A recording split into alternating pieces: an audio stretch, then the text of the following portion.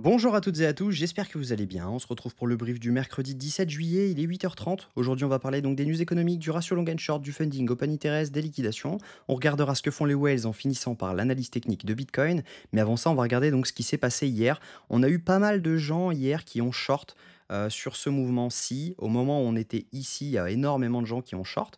Je l'ai vu sur Twitter, sur les commus, etc. Il y a beaucoup de personnes qui ont call ce short. Et en fait, pour tout vous dire, moi, il y avait aucune raison, de short, tout simplement parce qu'on n'a pas fait de plus bas par rapport à ça.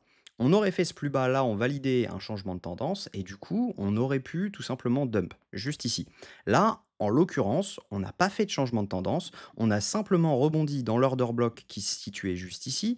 On est d'accord, ça laisse énormément de liquidation, mais voilà, il n'y avait pas, de setup short à ce moment-là. Beaucoup de personnes se sont fait rect et moi, c'est pour ça que j'ai pas call le short parce que j'attendais vraiment une clôture sous ce plus bas pour valider un changement de tendance. On n'avait on n'avait aucune zone d'invalidation là-dessous, donc clairement, bah, on n'avait pas de changement de tendance. Même si à court terme, oui, on en avait. En 15 minutes, on avait un changement de tendance en faisant par rapport à ce plus bas ici, voilà. Mais ce qu'il aurait fallu jouer, c'était, on avait un changement de tendance là-dessus et on prend le mouvement complet, mais pas tout le mouvement. On a juste un choche par rapport à ce plus haut. Donc, ça voulait dire tout simplement qu'on pouvait tenter un short sur ce retracement donc juste ici. Si jamais on avait fait par exemple un truc comme ça, là on pouvait rentrer en short et derrière ça pouvait retomber. Mais voilà, en gros, il n'y avait pas de short à tenter sur le gros retracement de tout le mouvement, étant donné que bah, on n'avait pas fait de cassure de tout le mouvement haussier. Donc voilà, un peu le piège qu'il y a eu hier, c'était un fake shosh. Et clairement, bah voilà, il n'y avait aucune raison de short. Donc c'est pour ça que moi j'ai rien call. En revanche, la chose que je regrette un petit peu, c'est que hier, du coup, il n'y avait pas grand chose à trade. Donc je me suis fait 6 heures de backtesting sur ma strat en replay. Et du coup, j'ai raté ce long qui était, juste parfait parce qu'on aurait pu, tout simplement rentrer sur la zone ETE, la mèche de ce mouvement. On avait donc, notre mouvement qui était toujours haussier. On avait validé un plus haut par rapport à ici. Donc clairement, le retracement pouvait être easy et derrière, on pouvait donc, avoir un trade plutôt sympa en mettant tout simplement son stop loss sous ce plus bas et en venant target les plus hauts. Donc c'était un ratio de 2,6 et même si on voulait être un peu gourmand pour chercher les order blocks en H4, on pouvait venir. Là, on voit qu'on a retracé parfaitement là-dedans. Donc voilà, on avait un setup de 3,8 R. Ça veut dire que si jamais vous risquiez 1 dollar, vous pouviez gagner 3,87 dollars, donc 1% de votre capital. Admettons, vous avez 1000 dollars de capital, vous risquez donc 10 dollars, vous pouviez gagner donc 38,7 dollars sur ce trade en risquant que 10 dollars. Donc voilà un peu l'exemple du trade qu'on aurait pu prendre hier. Malheureusement, voilà, j'ai fait du backtesting, ça fait pas de mal de temps en temps quand il se passe rien sur les charts. En revanche, voilà, j'ai raté cette mèche, je l'ai vu quand on était ici et c'était trop tard, on n'avait pas encore mis d'ordre. Donc voilà ce qui s'est passé un peu hier. Au niveau des news économiques, aujourd'hui, on a l'inflation européenne à 11 heures, donc ça va avoir un petit impact sur les marchés. Il ne faut pas s'attendre à un gros impact, non plus. Mais voilà, si jamais on avait un chiffre qui, divague un peu de la prévision, on pourrait avoir du mouvement. Donc attention à ça à l'ouverture des marchés US et à 16h30, on va avoir le stock de pétrole brut. On va pas avoir de gros impact avec cette news-ci.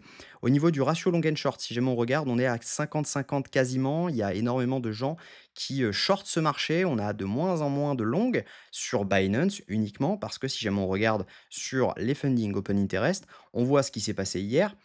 On a eu pas mal de gens donc qui ont short ce mouvement haussier, donc juste là, c'est celui dont je vous parlais. Quand on était, donc alors attendez, je vais vous remontrer ça, si jamais ça veut bien. À mon avis, là, il y a eu un petit bug de ça. Hop, je reviens là-dessus. Voilà, je reviens là-dessus.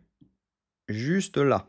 On voit que quand on était donc, ici, il y a eu pas mal de gens qui ont short ce mouvement, tout simplement parce que on le voit, hein, juste là, hausse de l'open interest avec une baisse des funding juste là. Donc juste sur ce mouvement-ci, il y a eu beaucoup de short et ça a accumulé pas mal de liquidations juste au-dessus de cette zone et du coup, bah, qu'est-ce qu'on a fait à un moment? On est venu les rect. Si jamais on regarde à court terme, donc ce qui s'est passé là dans les dernières 24 heures, on voit qu'il y avait eu pas mal de shorts qui s'étaient ouverts juste ici, donc sur ce mouvement. Derrière, qu'est-ce qu'on fait? On vient les punir, on vient faire une mèche haussière au-dessus donc des plus hauts et dans l'order block.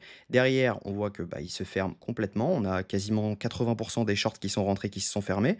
Donc ça, c'est vraiment justifié par le fait que les fundings donc remontent avec un open interest qui rebaisse quasiment à son équivalent. Et derrière, on a donc l'open interest qui remonte avec des fundings qui, eux, remontent. Donc ça veut dire que juste dans cette zone, il y a énormément de personnes qui ont long, donc potentiellement, on a des stop loss qui se situent juste sous ces plus bas. Et par conséquent, bah, normalement, on pourrait venir les chercher. Mais voilà, on n'a toujours pas de changement de tendance à court terme. Donc il n'y a rien à faire pour le moment. Il faut juste regarder et observer. Peut-être qu'il y aura un call dans la journée, je pense. Je pense qu'il va y avoir un call dans la journée sur le Discord. Donc n'hésitez pas à le rejoindre. Il est 100% gratuit.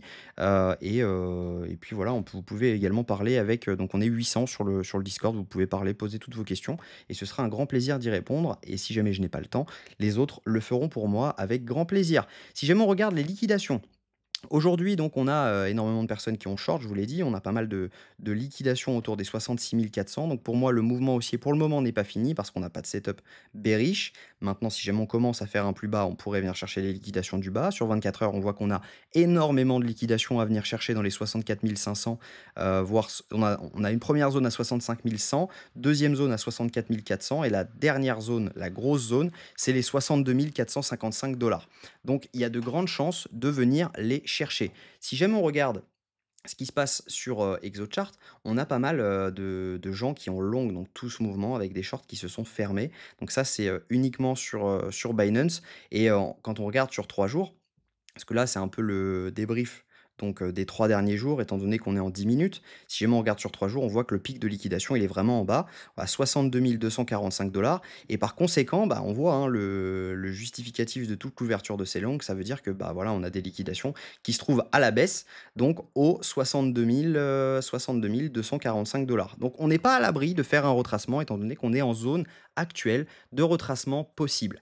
Donc voilà, il faut vraiment avoir en tête que on peut toujours dump ce mouvement. On ne fait pas toujours du up only.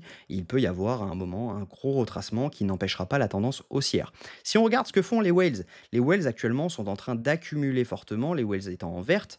Donc on a actuellement un mouvement haussier provoqué uniquement et partiellement par du spot. On a également des liquidations qui jouent énormément. Mais voilà, on a le spot qui achète, on a les micro-whales également qui achètent, alors que les retails, eux, sont dans le déni. On le voit, hein, ils sont en train clairement d'acheter, vendre, acheter, vendre, acheter, vendre.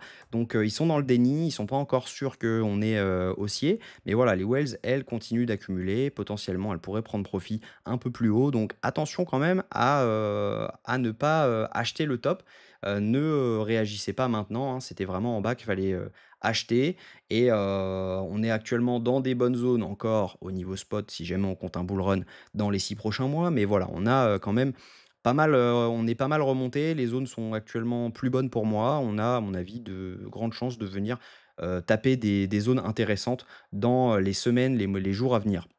Donc voilà, voilà moi ce que je vais attendre. Si jamais on regarde en 1 heure, on voit qu'actuellement, on est dans la zone de rechargement de short de tout le mouvement haussier. On voit qu'on a fait un retracement de complet de tout le mouvement. Donc là, je vais mettre l'aimant pour que ce soit beaucoup plus précis. Actuellement, on voit que on est dans la zone OTE, donc de tout le mouvement. Si jamais ça veut bien, je vais le mettre comme ça.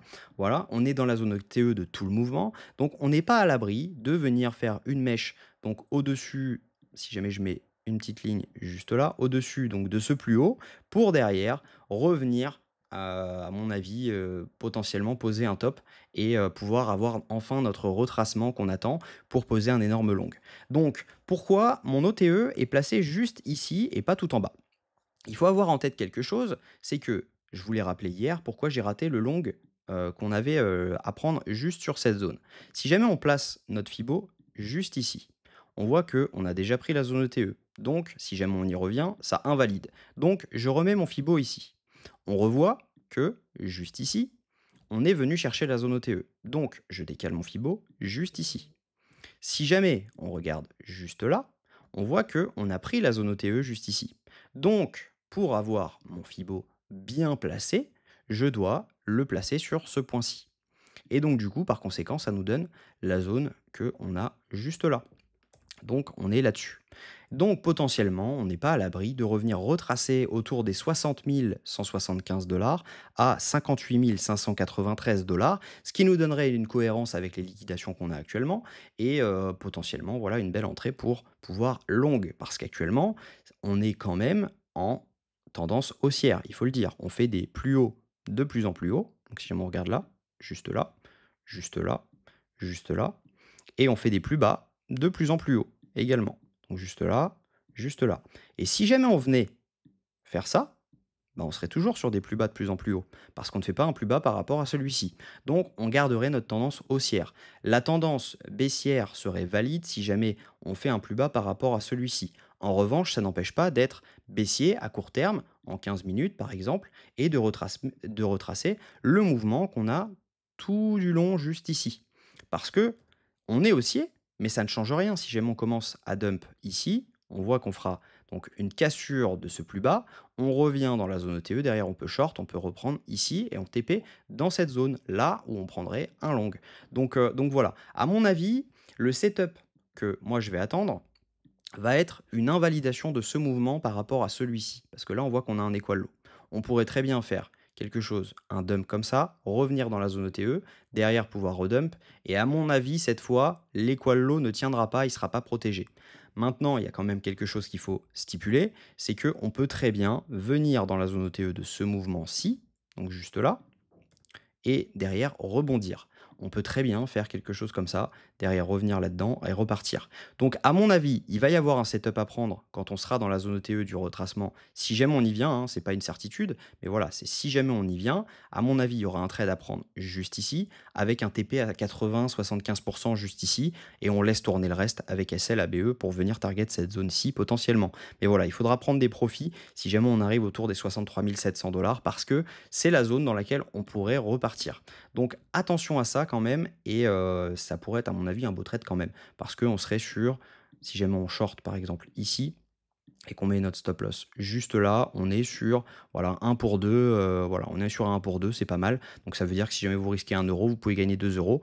Et ça veut dire que 33% du temps, vous pouvez gagner ces trades, sachant qu'ils passent à 60% des fois. Personnellement, voilà, j'ai un win rate de 63% sur mes 350 derniers trades. Donc c'est pour dire que la stratégie marche plus que 33% du temps. Et en général, c'est du RR entre 2 et 3 en moyenne. Donc plutôt satisfaisant. Donc voilà, j'espère que cette vidéo vous a plu. Si c'est le cas, je vous invite à vous abonner.